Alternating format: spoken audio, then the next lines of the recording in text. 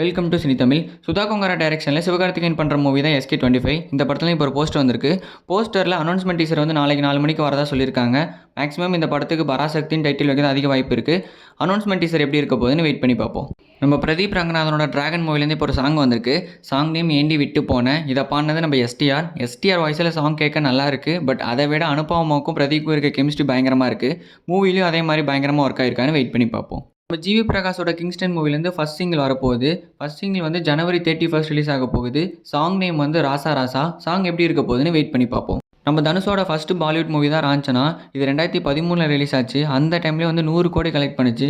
இங்கே வந்து தனுஷ் பழகின முகமாக இருந்தாலும் அந்த டைமில் வந்து ஹிந்தியில் வந்து ஒரு நியூ ஃபேஸ் தான். ஒரு நியூ ஃபேஸ் வந்து 100 கோடி கலெக்ட் பண்ணுறதுலாம் பெரிய விஷயம். ராஞ்சனா டீம் அதை அப்பயே பண்ணி காமிச்சாங்க. இப்போ அந்த டீம் மறுபடியும் சேர்ந்து எடுத்துருக்க அப்புறம் தான் டெரே இஸ்கு மெயின். இப்போ வந்து அந்த படம் வந்து நவம்பர் 28 ரிலீஸ் ஆக போகிறதா அஃபிஷியலாக சொல்லிட்டாங்க. இது நம்ம தனுஷோட 3rd பாலிவுட் மூவி எப்படி வரப்போகுதுன்னு வெயிட் பண்ணி பார்ப்போம். இன்றைக்கி யாருமே எக்ஸ்பெக்ட் பண்ணாத மாதிரி நம்ம எஸ்டிஆரோட அப்டேட் வந்திருக்கு. என்ன அப்டேட்னா February 3 வந்து எஸ்டிஆர் பண்ணுற அடுத்த 3 படங்களோட அப்டேட்டை வந்து சொல்ல போகிறாங்க. எந்தெந்த டேரக்டரோட நம்ம எஸ்டிஆர் ஒர்க் பண்ண போகிறாருங்கிறத வெயிட் பண்ணி பார்ப்போம். தொடர்ந்து அப்டேட்ஸை தெரிஞ்சுக்கொள்ள சப்ஸ்கிரைப் பண்ணுங்கள் சினி தமிழ் சேனலை. தேங்க்யூ.